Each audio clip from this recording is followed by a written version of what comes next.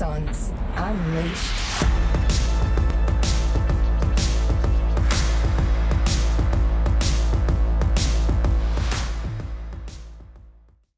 Hey, morning everyone. My name's Robbie. I'm joined here by Dan and Tamara, and welcome to the next version of Axons Unleashed. We're here in season 2. Morning, Dan. How are you, mate? Morning. Mate, it is season 2, episode number 3. We're up to.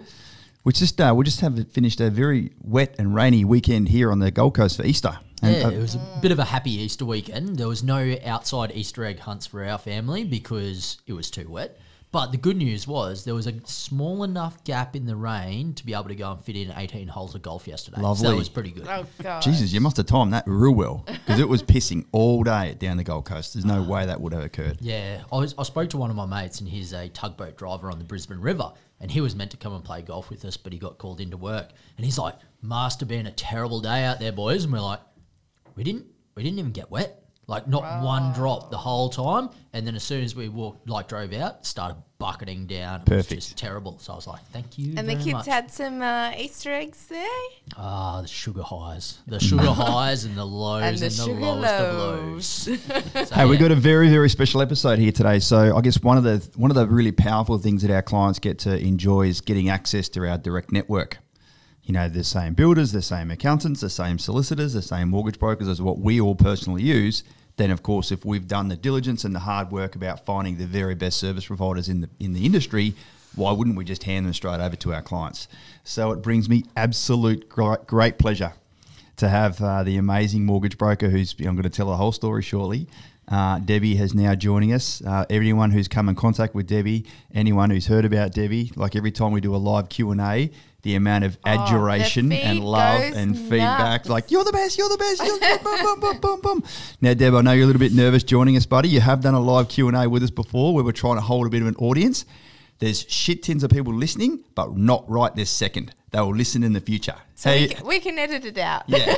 How you feeling, my dear? Welcome. Yep, you've got that all in one. Very nervous, tummy's going, but I'm happy to be here. Oh, good, Yeah. good.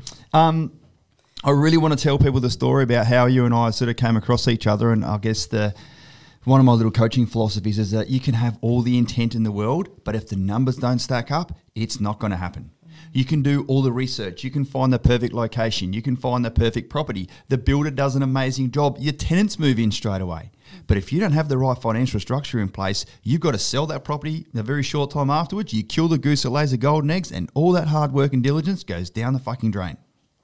So, you know, it's no pressure on you, of course, but I guess it's really important that we do understand the numbers, and, you know, we'll certainly do a little comparison here about whether you can just go straight to the bank or actually use a mortgage broker and have a range of different lenders, look at a range of different circumstances and scenarios that best suits you. Yeah, cool. absolutely. You looking forward to it? Yeah, absolutely. Yeah. Before we rock too much into like the mortgage broking and the numbers and everything like that, Deb, can you just sort of take us on a bit of an adventure? Like, who are you? Where did you come from? Like, just a snapshot of a life story, I suppose, so people can get to know a little bit more about Deb, the amazing mortgage broker herself. Wow, where to start? Probably fast forward through maybe the first 15 to 20 years of your life and then kick on from there. Awesome. I was going to go, wow. How long have you got? I guess, I mean, even just in high school, okay, I wanted to work with people. That was a given. I actually considered nursing. But I'm not one for blood and gore and all those nice little extra bits. I'm so shocked by that. I'm like, no. But I love I used to actually spend weekends during high school up at the old aged care home and just go and visit some people that never used to have visitors. Well done. So people have always been a special part of my life, I guess. So from that, it was finding an industry that I could still work and care for people. And of all things, it was hospitality. So I spent almost 19 years in that industry, 8 years of it in America, and had a great time. Worked with some very, very egotistical chefs. Aren't they all? Yes, absolutely. Learned to swear.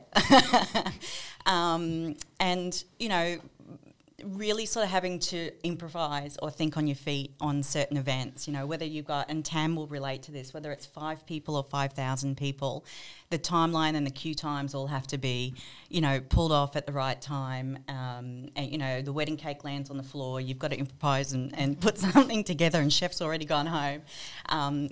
So that sort of, you know, that was a great industry to work in, and I think that gave me the real ability to be able to talk and relate to people. Because when people are, come in and have a negative experience, or it's the meal that they're not expecting, or the hotel room wasn't quite ready, or, different things like that, we've had, people just need to be heard. So that was a strength to be able to take, back to the industry I'm in now, having the ability to be able to talk to people, listen to what their needs are. Some people have been hurting, obviously, with the recent COVID experiences or job losses, and just sort of need that little bit of hand-holding. Anyway, so I'm a little off track, I apologise. That's all right, I'll bring you back on. One of the things that you did skip over, and you do, I suppose, with some of our younger clients, obviously you resonate with them strongly because you've got another significant part to your life, mate, that I think certainly grounds you and creates a little bit of your why you actually do this as well. Yeah, absolutely. I think that's the most important feature of my life. I'm a mama of an almost 22-year-old now. And, yeah, that's the most amazing achievement I think I've ever accomplished. And, I may not be married anymore, but I certainly have Nathan to thank for that true gift that I have. Yeah, she's a spirited young lady, but she's a good young lady. That is a really way of like putting things. She's very spirited. But to be fair, she's actually she's been assisting you over the last sort of couple of months, and we'll get to where you're at now. We'll sort of wrap up with all that, but when we're on the journey. But yeah, well done for her for coming along and now helping you, stand up in your capability and seeing what it's like to be a mortgage broker. Because I guess she's definitely got an understanding of how hard it is you work, the long hours, the diligence, the conversations, the thrills, the highs and lows about, how to put together an awesome finance deal for someone. Yeah, thank you. Yeah, she has her, I think in the teenage years, or even when she was finishing school, she didn't realise the hours she did see the hours that mum put in. But now she's realising what it actually takes to look after a client and get their loans done. And what Bankland is and what's involved. Dare I say it, she's actually starting to feel it rather than just see it, I suppose. So you went into hospitality, went over, you're in the US, and then somehow you've come back to Australia and you've made this huge leap. How did you find yourself in the mortgage broking industry? Of all things, I came back and I was overqualified for hospitality. So you come back with this experience. Back then, it was still very male-dominated in a lot of the hotel world. And I'd interviewed for a couple of positions because I was with Marriott Hotels in Seattle. And I came home, interviewed for a couple of the hotels on the Gold Coast. And it was almost like they're threatened because you've got this international experience, you've travelled, you've got a little bit of nous about you because you've done that, you've got out of Australia. And anyway, I ended up working and managing a cafe in Varsity Lakes, of all things. And then it was for Lendlease. So Lendlease, when they come into an estate, they actually open up a coffee shop for the sales centre. I got to meet a lot of locals. My Kira ended up going to school in Varsity. And then I got into Aussie home loans. That's where I started. It ended up being an industry that I couldn't continue in. And I'm like, oh my God, what am I going to do now? And I love numbers. So it just made sense. We had a really good experience when Nathan and I got our first home loan. It was through Aussie Home Loans. And we were outside the box. We'd only been back in the country for 3 months. We were both working full time. We'd obviously come back with some dollars. But, we had no history in Australia for tax returns or income for 8 years. So we were really, a difficult, scenario to be able to put a loan together. Anyway, we pushed through, got it through that experience, and I went, you know what, I like that experience myself as a client. So then I went and called Aussie, got an interview, landed the job, did the 2-week induction training, and here we are, umpteen years later. When was that? Tell us, give us a time frame. The end of 2006, beginning of 2007 is when I did that. Right. Yeah, okay. Yeah. So I stayed with them for 2 years. Dan and I were both looking up at this guy. We're like, where was I in the military back then? What was I doing? I reckon we were both around about Canberra World. Yeah, that's right. You and I were running into each other. Yeah, that's very interesting. Like, we were just meeting each other. That was probably right at the beginning of my military career. RT, you'd just moved into the second part of your military career as a bit of an officer there. A bit of an officer. He was a full officer. A bit of an officer. But he was an ASWAP, so it doesn't really count. Shouldn't be ASWOC bashing on this, but it's interesting, Deb, that you are also moving into a new stage and career of your life that you've sort of been positioned from now as well. Yeah, it was good. Like, it was a very new experience, but, you know, again, with hospitality and running, you know, catering events and restaurants, you had to know your numbers and, you know, working with chefs and doing P&Ls and things like that. So again, the love of numbers and people sort of continued through. It was an industry that sort of made sense to go, I can adapt what I know to, you know, broking. And, you know, when you're with Aussie at that time, you're doing a lot of in-home appointments and, you know, it's really raw for your clients. You know, you're coming into their homes and, you know, they're like, don't judge me. I'm like, I'm not here to judge. I'm here to help. I've got a small child. I haven't vacuumed the house. There's mess everywhere. Yeah. You know, well, the dog's in and it's raining or, you know, or whatever the scenario was. And it's just like, I'm here to help you. It's almost like they feel like you're there assessing them as an individual for the loan rather than just being that, I suppose, that conduit between them and the banks from that perspective. And it is, like, it's an absolute minefield, you know, when people are coming into, you know, they just don't know what they don't know. And finance can be complicated. As Robbie said, you know, if you don't have the right structure, it can be a very, very long-term and negative effect on you. But it doesn't just come down, and I don't know if I'm jumping ahead, but, you know, it just doesn't come down to interest rates. You know, it's, Tam, you might walk into your local bank and it might be, you know, one of the majors, and I won't nail any bank today, but, you know, you're only then subject to what products and loans that they have available. Whereas, you know, you come in to see a broker and we've got access to multiple banks and products and, you know, we can sort of hand select what we think might work for you. But again, then we've got to come back and look at your numbers, your position, what your employment is, what type of employment, you know, how many dependents you have. I know that's a hot subject. Also their future goals as well. If they want to continue on this property journey or if this is, you know, their own home forever sort of thing, like that all matters. And when you're setting up those loans, you're deciding on what they're doing for future. You're future-proofing the loans as well. Absolutely, because all the banks have different calculators, right? So serviceability might be really tight with one lender and it might be a little bit more generous with another. So again, understanding what their long-term goals are, we might be picking a bank for now, which will help the next transaction, and that still might be 18 or 24 months away. But yeah, we're trying to forecast that as well to go. Interestingly, the Aussie Home Loan story. So it's when I was working for the other firm, go back and listen to season 1, ladies and gents, to sort of learn my story. We were working with a mortgage broker with Aussie Home Loans. And we had one particular client, the lovely Adam and Shona up in Darwin. And they had discovered us, and I was helping him out sort of buying a brand new investment property. And then he happened to get his loan approved within like 48 hours. And it was normally taking us 4 or 5 weeks. I was like, I looked at everyone else in the office. I'm like, who the fuck is this mortgage broker that just got this loan approved in like 48 hours? So I'm ringing him up. I'm like, bro, who's your mortgage broker? Because, and Dan, you and I live and breathe this all the time. When a client comes to us that's already got their own solicitor, I'm like, Or mortgage broker. Yeah, sorry, mortgage broker. Thanks, Tam. I'm like, and that too. Yeah. I'm like, oh, fuck, here we go.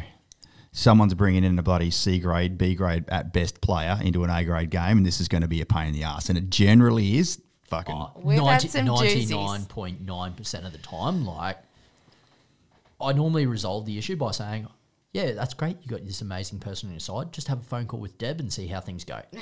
And guess what?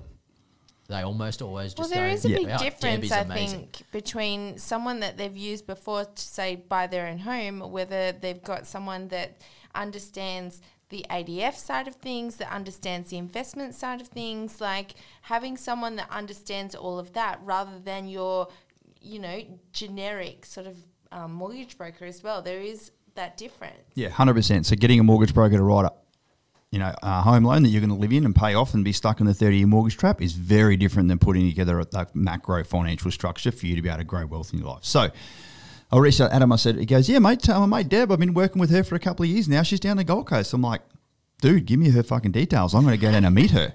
Because all I care about is just getting the best outcome for the clients. And clearly this guy just flew through our process, which you had a massive hand in. So that's how we sort of first met. I'm like, hey, you don't know who I am, but I'm a property consultant. I'm helping out Adam and Shona. I want to come down and have a chat.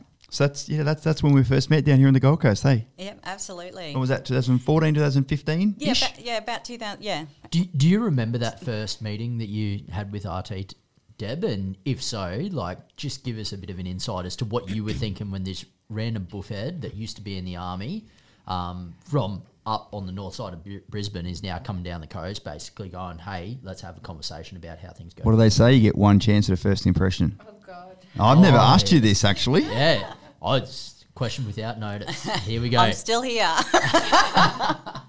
You did all right. You'd actually come down to meet, I think, Adam's solicitor as well, which was Greg. Yep. And so you were there and in the building, and it made sense because we were only 2 doors down at that time. I was actually working for another firm. And, yeah, Adam and Shona were they were great. They're amazing clients. I mean, they're one of my probably my first with you guys, or obviously how the relationship commenced. But they're just very good people.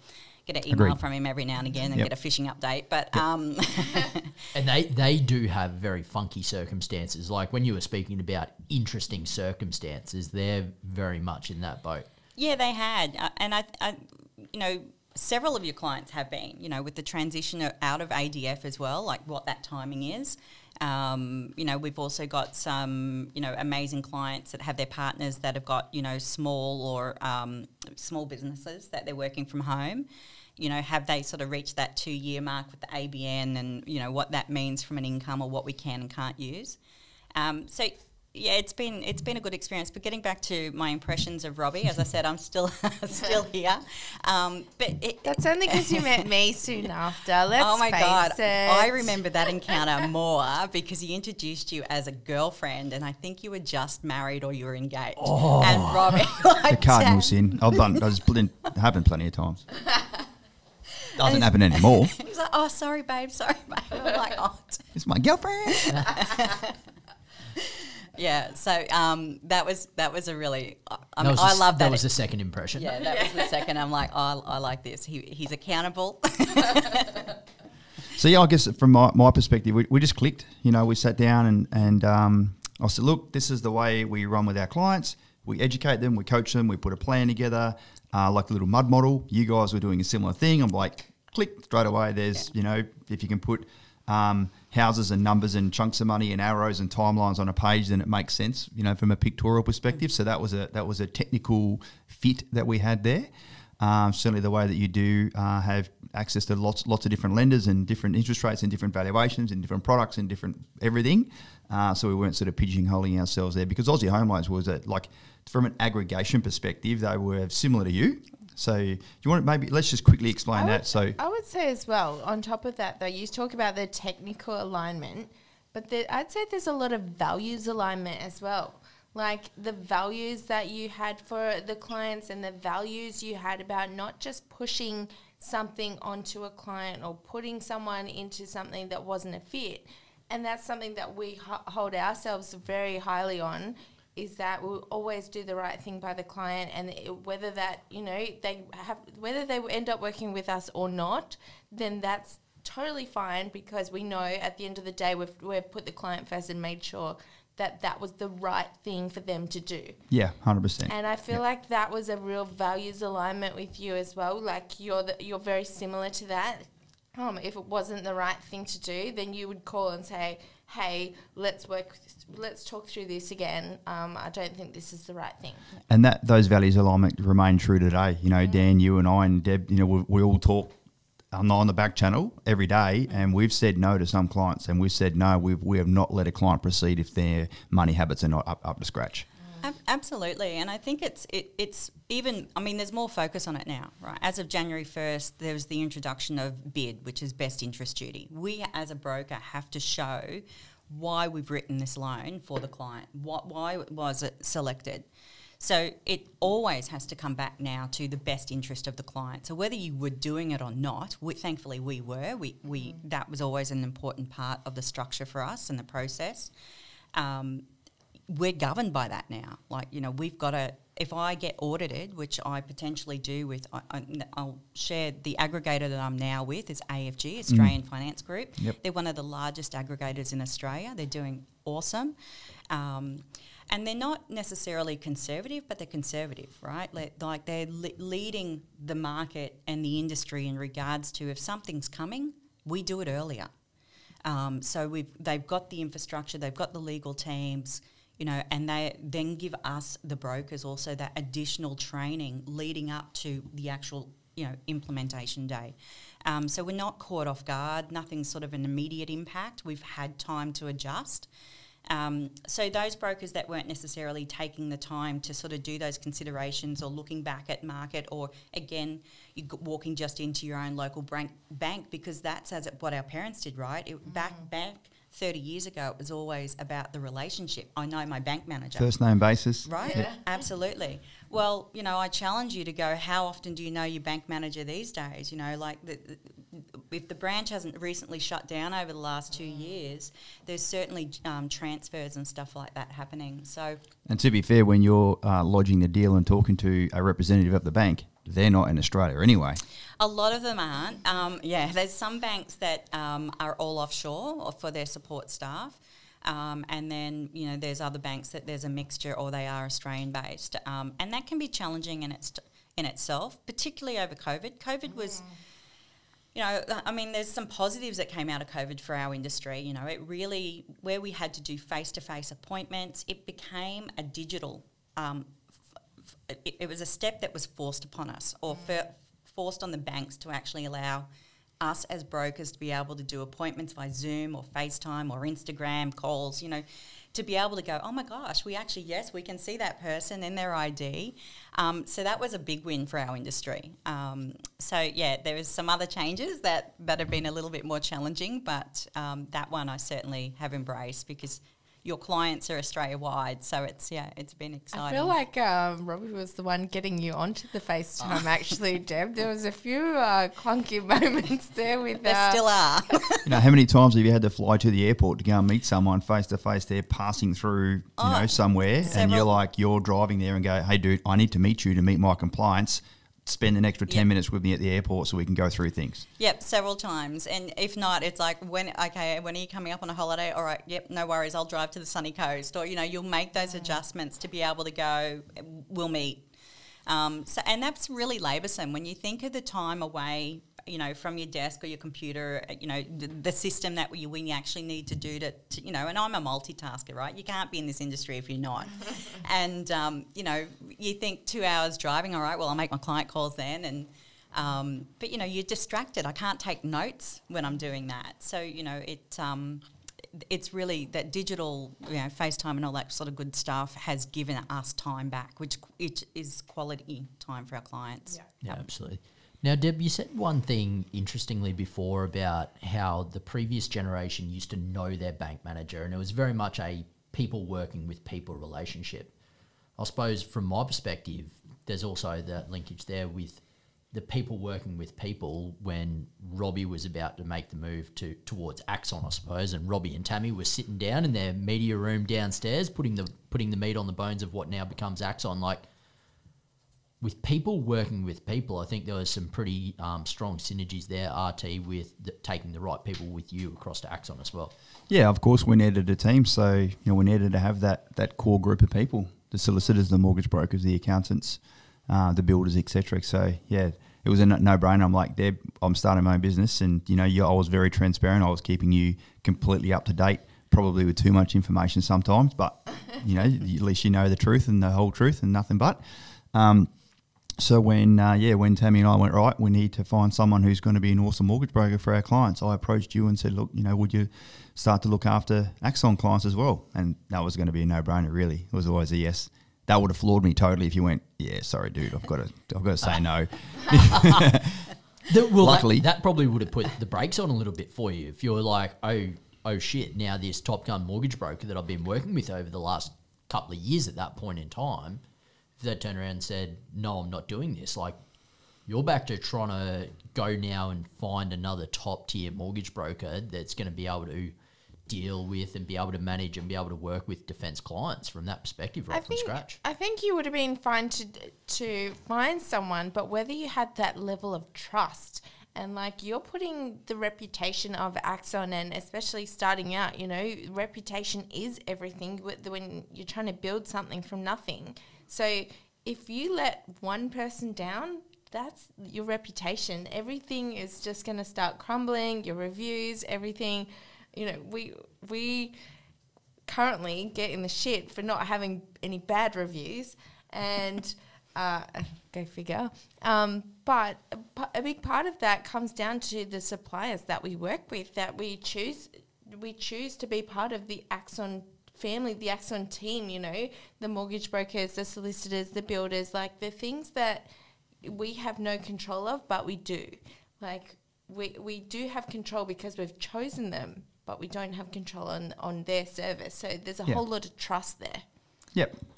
So it's worked out well, you know. It's Axon was able to branch out, and you sort of came across with us, and then you sort of had a couple of changing circumstances in your internal world as well. Yeah, you've seen a few. You've seen a few changes.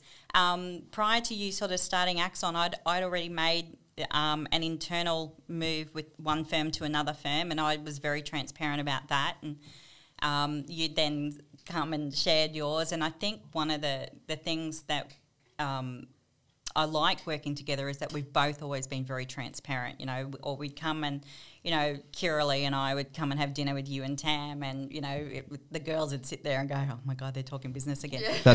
That's that young spirited lady we spoke of. Yeah, doesn't hold back. We always knew where we were sitting. But it was just because we were just so engrossed with it. You know, if you love what you do, I guess that's what you talk about, right? You say were, like it still doesn't happen. Like no, it doesn't. No. What are you talking about? It still happens. Every dinner we have, you guys are still... We've got much better. I think so. We're just going to talk about this client, and then it goes on, and me and Kira are looking at each other like, I thought they weren't going to talk about work this time. But what's beautiful is you and Kira now go and start engaging, you know, like Kira will actually go, I know that client, you know, or I've done that client, or she'll sit upstairs and go, Mum, they're my age. And I'll go, yeah, look at what they're doing. Don't you want to be like that person? Save your money, no more clothes.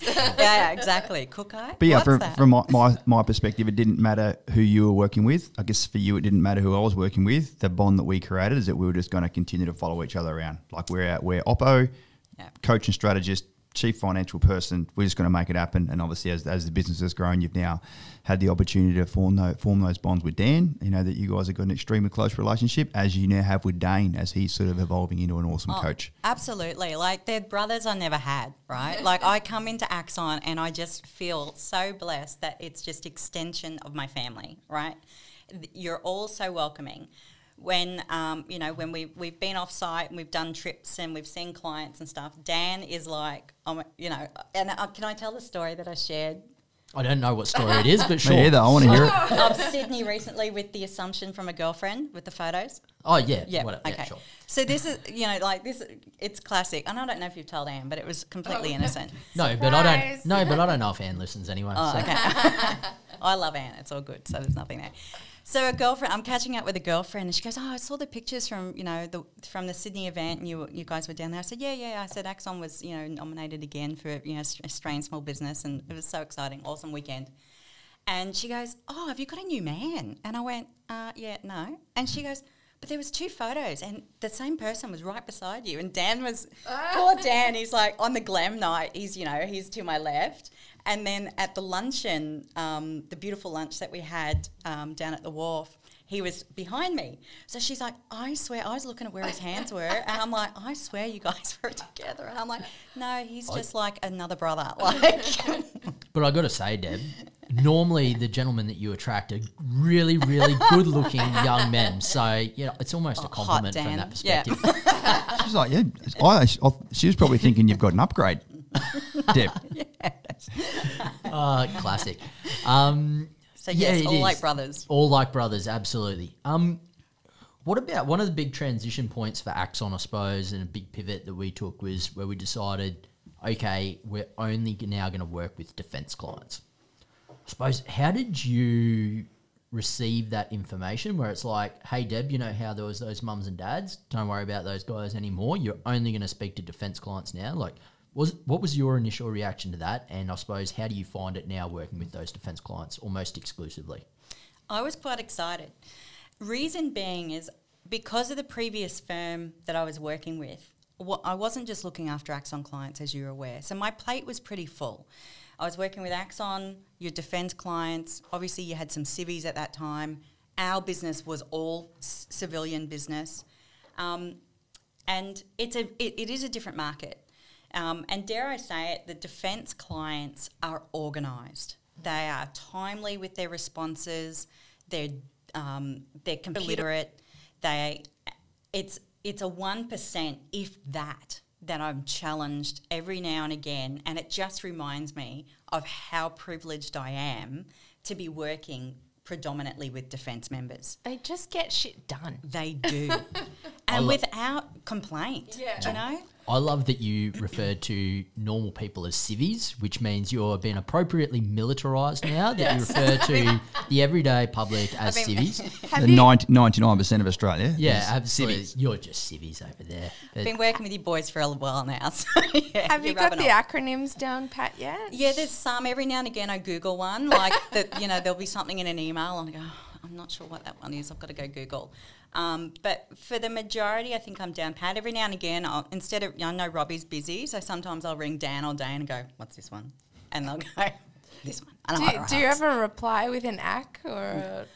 I try not to. And the reason why is, I guess from my perspective, when I'm emailing clients, like I don't write LVR. You know, I try, or if I do, I then write the description next to it because I never again want to assume that they know. So, yeah, it's not by habit that I try and do it. Right. To be fair, like even though we've got the calibre of clients, Tammy, you just described before, I'd like to also put forward as a huge contributor there is the business model that they're under.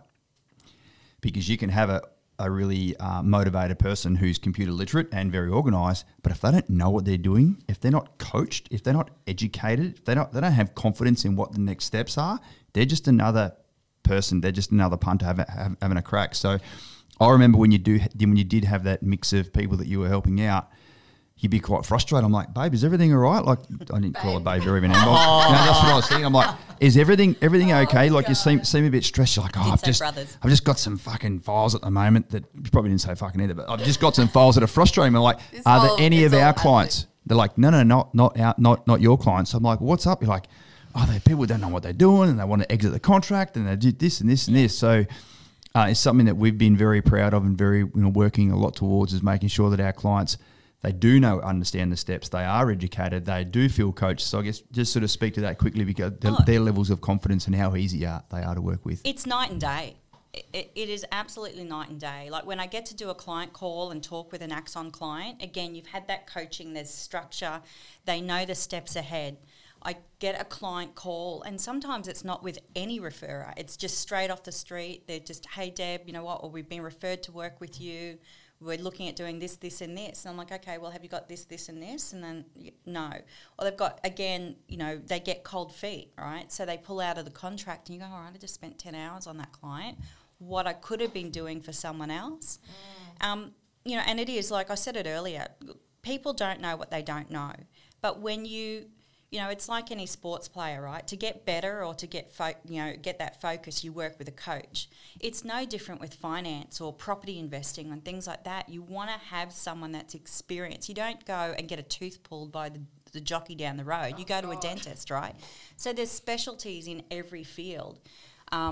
So getting back to, working with Axon clients or your defence members and things like that, it was just knowing that they've had the coach, the mentoring, the structure that's already been put in place them. It was the conversion rate, dare I say it, was 100%.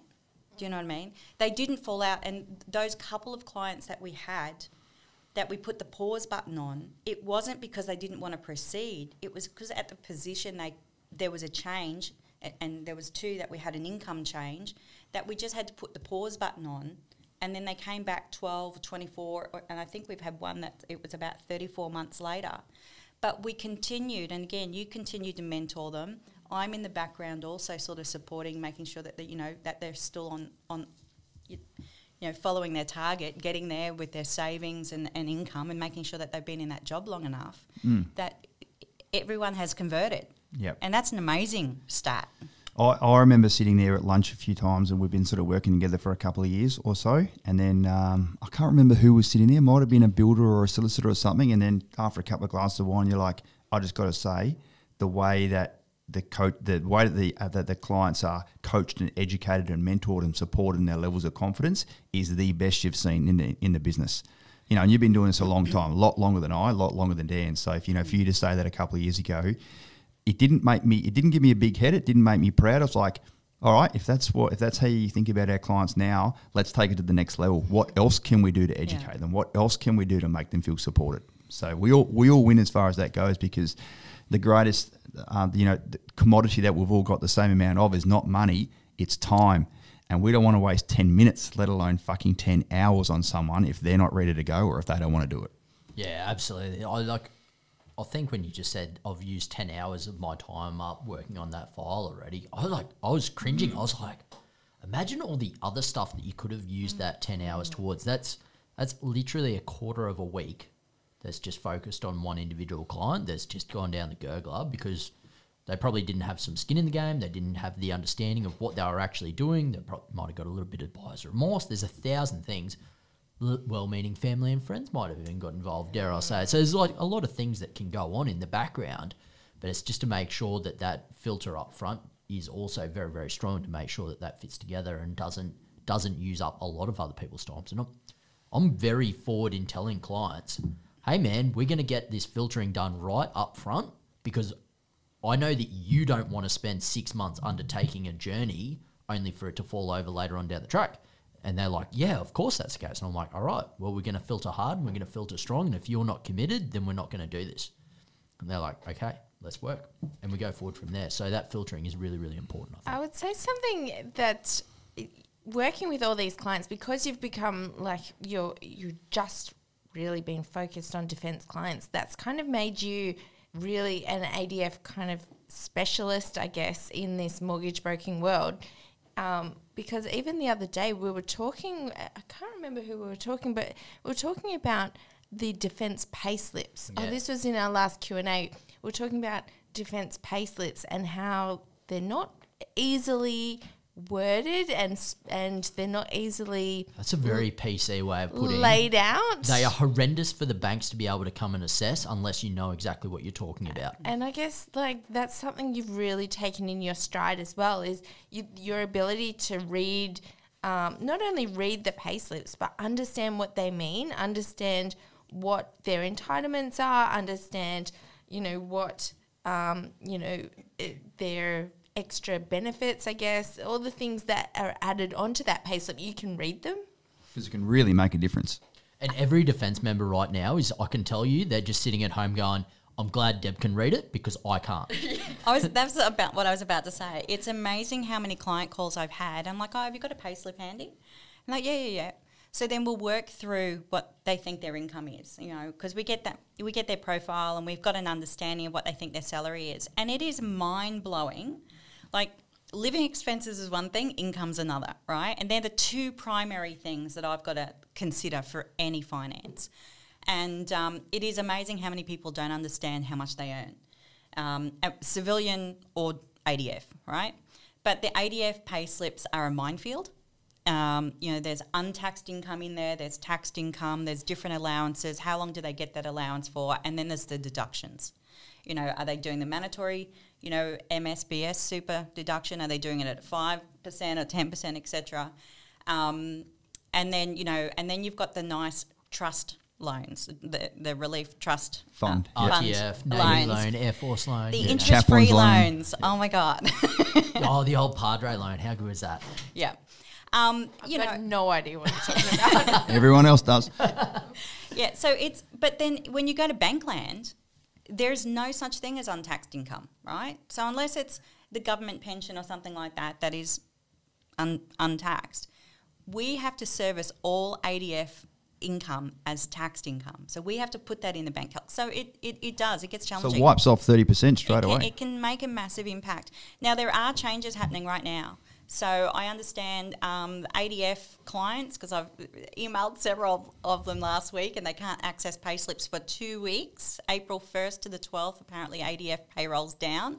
They're making a massive change and rolling in several of the allowances to their base salary. So I'm very excited. I may not see that change, I think, until the 27th of May, but I'm very excited to see how that impacts servicing and those changes. I've never met anyone who's like, I'm really excited to see defence pay slips come out and see what changes they've made in the structure of it. That just shows, I suppose, almost, Deb, like the level of interest and the passion that you now have. Because I've seen you now actually providing that feedback, because CDF, is my understanding, has asked for feedback on how the new pay slips are going to roll out. And you've actually provided that context to certainly some of our clients to be like, this is the slight tweak that I would also make to make sure that defence aren't impeding their clients' ability to go forward and create wealth in their life just based on the pay slip structure. Yeah, one of your clients has actually taken my name and contact details to CDF, and I've welcomed the conversation to have a chat with them if they want any further understanding of what the impacts are in Bankland. So, yeah, we'll wait and see if I get contacted, but I have certainly given the details to encourage that call to see if we can make some positive changes there. By the time this goes to air, we'll probably know the answer as to whether that's actually gone forward or not, which will be a little exciting little piece to be able to go forward with. I absolutely love listening to people real nerd out about what they're passionate about, and that's something like even just seeing you like full nerd out about that. Like it's kind of the way you nerd out with the Excel spreadsheet, Dan. Don't mind a good one of those. The only thing that's disappointing about a good Excel spreadsheet is when people don't appreciate it. The formula, I do. don't mess with the formula. Yeah. What about some of the key lessons? Like, let's just, what are we now, 40 or so minutes into it? Let's maybe go for another 10. Where are you at now, Deb? I know there's been some more changes as far as that goes. So, yeah, just give everyone a bit of an update as far as how you've also progressed from a personal and professional sense.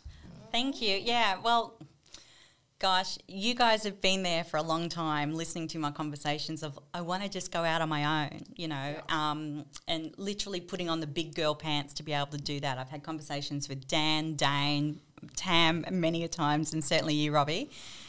Robbie's like my biggest brother, but he's also like a mentor as well from a business perspective, and Tam, because you guys have achieved what you have so quickly, and it's been such an honour to be able to sit on the sidelines and feel like you're part of it, but also just the growth from day one. Do you know when you guys were in that bed, working out that bedroom in the apartment at North Lakes when I first met you guys, to what Axon is today. So my little journey or my experience was, when you're working for someone else, you've always got to work within the guidelines of what they want. You can't always manage or have or be free enough to be able to sort of implement certain things or changes. As I said, clients, I love talking to clients. I like the freedom of being able to have a decent conversation so they don't think that they're a number to me. Like I get invested. There's several clients that call me Mama Bear, and there's another one that calls me Mama Deb, Burger Buns. But thanks, okay. Tash. Oh, lucky that was a lady. Yeah, Tash. I was like, I don't know where we want to go with this one. But wasn't that it was a voice message. Siri autocorrect? Yeah. Yeah, so my surname Rothlisberg was changed to Burger Buns. I don't know how. But so, yeah, even in the last Brisbane meetup, she's like, hey, Burger Buns. Hey, darling. It's never going to escape. But anyway, so recent I made the decision, and I guess the biggest support was obviously coming to you guys and saying, hey, look, I'm looking at leaving this firm. I am going to go out on my own. Do you have any concerns with that? Because naturally when I go out on my own, I'm not going to have the support that I have at this moment. Not that I, had the full-time support, as you appreciate. So you guys were like, Deb, we've been talking about this for 4 years. We're like, just rip the Band-Aid. Just do it. Like we've told you, like, we're here. So it was like, okay, And, you know, being a single woman, it was a big change. Now, you've got the safety net of working for a firm, getting paid a salary. It doesn't matter the volume that I write because I got paid a salary, right? So all there's the a risk is on safety someone net else. in that. Exactly, right? Yep. Someone else's marketing, all of that. So it was a really, really big thing. And also because mortgage broking, we get paid a commission on the loans that we write, right? The banks pay that to us. Standard industry practice. Yep, but they also claw it back. If someone makes a significant change or you win the lotto, you sell the house, you pay out your loan under 2 years, they claw that back. So it's one of the few industries that you can earn income, but 2 years later or within 2 years lose it. So you know, making that decision was really, really important for me. Can I financially, you know, run through that or, you know, carry that loss if it was to occur? So that was a big thing for me, and also just ensuring that I had enough income to sort of support myself for a period of time, because again, when the bank settles the loan, it's another 4 to 6 weeks before we get paid. So again, it was sort of just going, okay, can I bankroll this? I pushed all the numbers aside and went, at the end of the day, what do I want? Yeah. What do I want for my clients? And it was the freedom to be able to work for myself. It didn't matter whether I worked 6, 5, 7 days a week. It was, you know, whatever hours, or taking a phone call at 10 o'clock in the evening and go, okay, you know what, I might start at 8:30 tomorrow morning instead of 8, or, you know, having that flexibility of time. So it just became my broker and co. I'm like, all right, let's just make this happen. So the 2nd of November 2020, my broker and co became live, and it was one of the most, other than having my child, I think. The other child. Oh, yes, correct. It is, and it's the other child that's now working within the business as well. That's very, very exciting, and I feel very privileged that she wants to even be part of it. So fast forward 4 or 5 months, and you're a business owner now as well. Yes. Now, let me reinforce to everyone, ladies and gents, veteran entrepreneurship is extremely close, to my heart as well. But you grab all of your chips in life and you chuck them all on the table and you bet them all at once, whether this is going to work or not, because that safety net you were talking about, the salary, the leave days, the support network, etc., and everything else taken care of. You rock up, you do your job, you're not a dickhead, you get paid.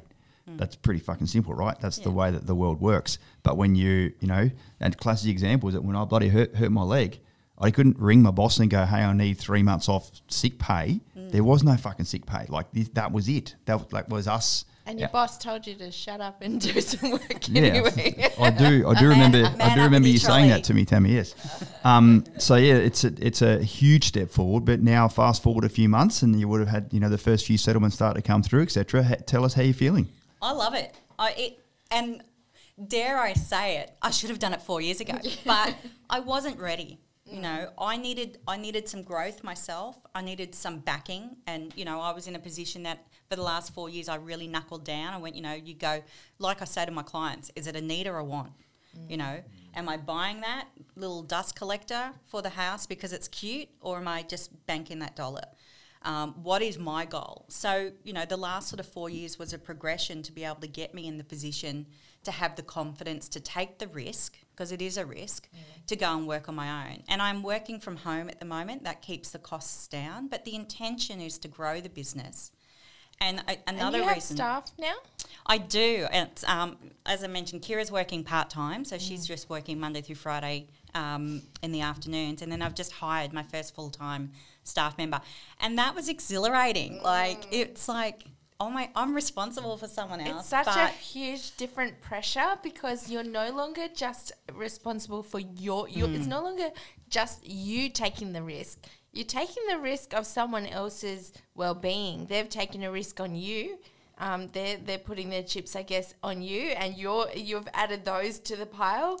And that's something that is so huge for me. Like the risk and the taking on of staff members, of team members, because it's not just them as well. It's their families. It's their life. Like, you're taking all of that pressure on. Yeah. I'm also excited about what she can bring into the business as well. Like, what can she kick me you know, like kick me in the pants about. What can we do better?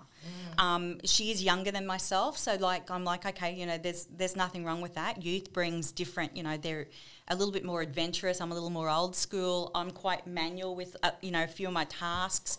And, you know, like your pieces of paper that you have in front of you when everyone else is using a computer or a laptop. Yeah. Old school. Dare I say I'm 50 this year, all right? So Robbie usually throws me out under the bus, and I'm surprised you haven't already yet. I would never do that. But I am there. You it's also out there. do that when we travel. When we travel, we all check in with our phones, and then there's Deb. She pulls out of her handbag everyone's boarding pass. A briefcase there with all the Filofax lined up there, and she can get all the. She probably carries business cards still. So not that bad, and I don't have a business card right now, and the website's under development. And I think it was Stan that was talking about a URL the other day or something too. So I'm like, oh yeah, I don't know, cross-eyed looking at him.